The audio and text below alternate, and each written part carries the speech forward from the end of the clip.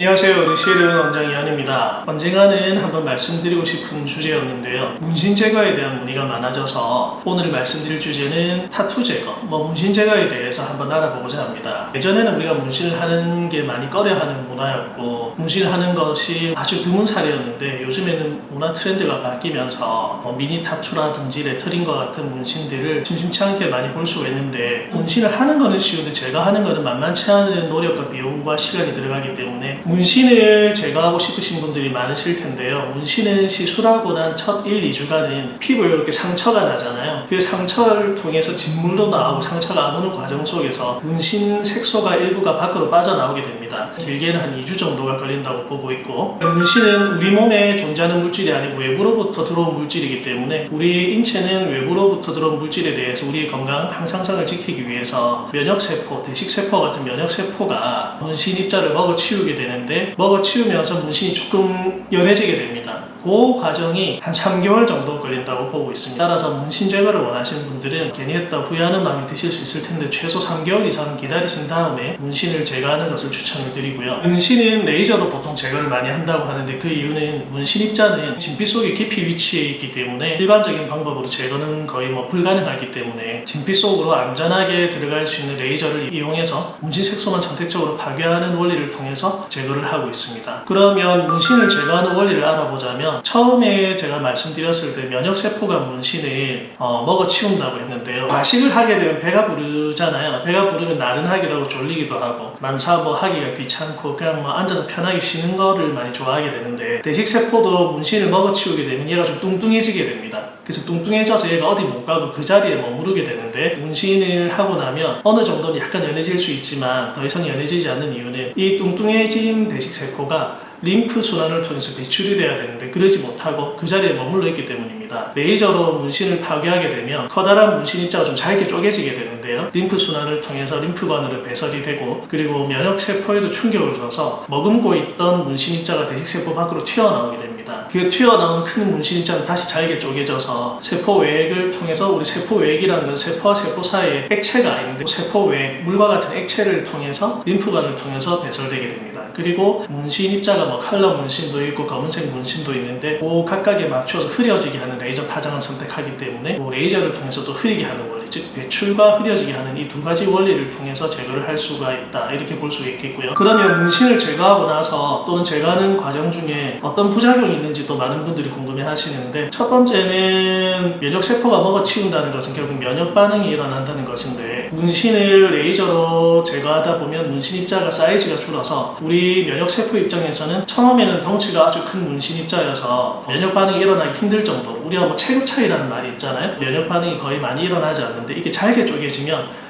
대식세포와 같은 면역세포를 공격하기가 아주 쉬워지게 됩니다. 그래서 문신을 제거하는 과정 중에서 좀 피부가 울퉁불퉁하거나 짓무르거나 가려운 알러지 증상이 생길 수 있는데 그거는 면역 반응이 활발하게 이루어져서 그렇다고 볼 수가 있고요. 그 다음에 문신 제거 후반부로 갈수록 문신 색깔이 연해지기 때문에 치료하는 레이저의 강도를 좀 이렇게 올리게 됩니다.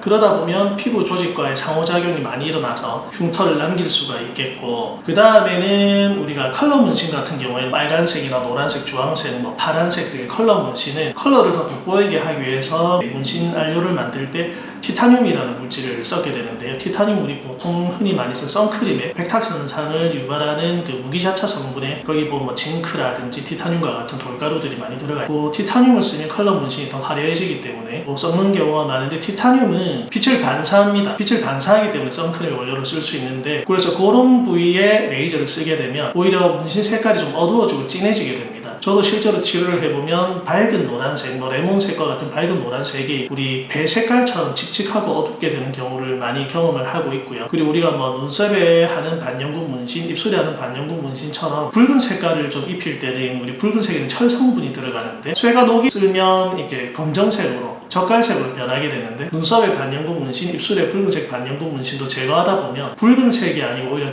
검정색으로 변하는 경우를 볼 수가 있습니다. 그렇다고 해서 염려하실 필요는 없고 계속 제거하다 보면 제거가 되고 세 번째로는 컬러 문신을 치료할 때는 532나노미터의 파장을 쓰기도 하는데요. 532나노미터 파장은 피부에 정상적으로 존재하는 멜라닌 색소에도 많이 흡수가 되기 때문에 본의 아니게 문신을 제거하다 보면 주변 피부나 문신 색깔이 하얗게 빠져버리는 저색소 침착을 볼 수가 있겠고, 그 다음에 당연히 이제 치료 강도를 올리다 보면 흉터와 같은 부작용을 마주할 수가 있겠습니다. 그러면 이제 어떤 문신이 제거가 쉽고 어떤 문신이 제거가 어렵냐고 궁금해 하실 수도 있는데, 평균적으로 봤을 때는 검정색의 모노톤으로 문신 안료를 쓴 타투의 경우에는 제거가 무난하게 아주 쉬운 편이고, 근데 검정색 중에서도 문신 안료가 좀 많이 들어간 부위가 있어서 검정색 타투가 좀 튀어나왔다든지 알록달록한 컬러를 쓸 때는 32나노미터의 파장을 쓸 수도 있고 1064나노미터의 파장을 쓸 수도 있고 다양한 파장을 써야 되기 때문에, 그만큼 컬러 문신을 치료할 때는 그 색깔의 종류와 양에 따라서 치료 강도와 횟수가 아주 많이 늘어난다고 할 수 있겠습니다. 특히 앞서 말씀드린 바와 같이 흉터나 저색소 침착을 예방하기 위해서는 좀 모자란 듯이 적은 강도, 낮은 강도로 여러 번 치료하는 것이 안전하기 때문에, 이걸 급하게 뺀다고 했을 때는 당연히 부작용의 발생 확률이 올라가니까 컬러 문신의 경우에는 아주 치료 강도가 올라간다고 볼 수가 있겠습니다. 그 다음에 치료 횟수는 세 가지의 종류로 구분을 할 수가 있겠는데, 우리가 미니 타투 그리고 레터링 같은 경우에는 통상 제가 치료해보면 한 5회 전후, 그리고 두꺼운 그림일 경우에는 한 10회 전후, 그리고 가장 치료 난이도가 어려운 컬러 문신의 경우에는 최소 10회 이상이 걸리기 때문에 이거는 연 단위로 치료 계획을 세워서 치료를 하고 있고요. 흉터와 같은 부작용 발생 확률을 줄이기 위해서 몇 달씩 쉬어가면서 치료를 하기 때문에 그만큼 치료 기간도 늘어납니다. 그리고 어떤 종류의 레이저를 쓰는지 많이 궁금해 하시는데요. 예전에는 나노초의 펄스톡 10분의 1초, 그 나노초의 레이저를 이용해서 파괴를 했다면, 요새는 피코 레이저가 나와서 피코초를 가진 피코초는 나노초보다 1000배 더 빨리 나가는, 한 발 한 발이 1조분의 1초의 시간에 아주 빠른 시간에 찰나의 순간에 나가는데, 그것이 문신 입자를 좀 더 잘 파괴한다고 알려져서 써보기는 했으나, 아직은 우리가 정확하게 피코초를 구현하는 레이저는 저는 아직은 보지 못했고, 왜냐하면 그 피코초가 1피코초의 단위가 아니고 보통 100단위의 피코초를 쓰거든요. 결국 치료를 하다 보면 마주하게 될 수밖에 없는 다크닝, 흉터 발생을 시킬 수 있는 부분에서는 엄청나게 큰 차이가 있지 않기 때문에, 물론 이거는 제 경험입니다. 그래서 저는 나노초로 무난하게 치료를 하고 있습니다. 그 다음에 시술 시에 통증은 얼마나 되느냐 궁금할 수 있는데, 시술은 되게 아프고요. 왜냐하면 실제로 문신을 치료하다 보면 팝콘이나 폭탄이 터지는 것처럼 이렇게 팍팍 터지는 소리가 나는데, 그만큼 상호작용이 강한데, 국소 마취용고를 30분 이상 충분히 바르지만, 앞서 말씀드린 컬러 문신이나 검정색 타투에서 안료가 많이 들어가서 두껍게 튀어나온 부위는 국소 마취 주사를 쓰기도 합니다. 그만큼 통증이 있기 때문이고, 시술 후의 주의사항으로는 아무래도 레이저와 조직 간의 상호작용이 반응이 이제 격렬하다 보니까 물집이 생길 수도 있는데, 물집이 생기면 한 3-4일 정도 지속이 되고, 딱지도 피가 나서 딱지도 생길 수 있습니다. 그거는 한 일주일 정도 간다고 이렇게 보고 있습니다.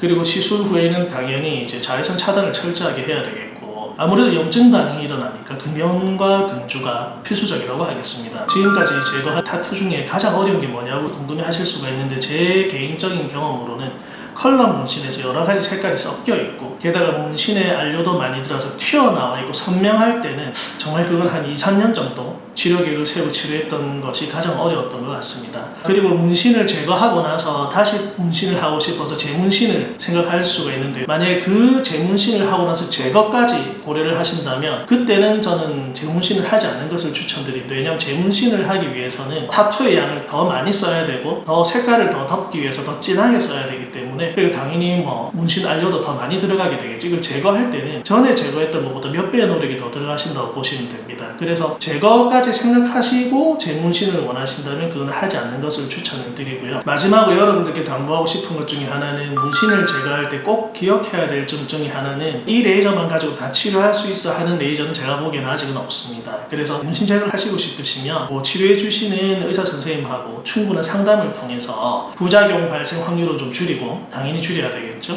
그리고 효과는 높일 수 있는 그런 어떤 병원을 잘 찾으셔서 상담을 충분히 하고 나서 너무 비용이 저렴한 병원이나 그런 것만 고집하시기보다는 여러 가지 앞서 제가 설명드린 바를 조금 참조를 하셔서 면밀하게 상담을 해서 잘 치료를 받으셨으면 좋겠습니다. 감사합니다.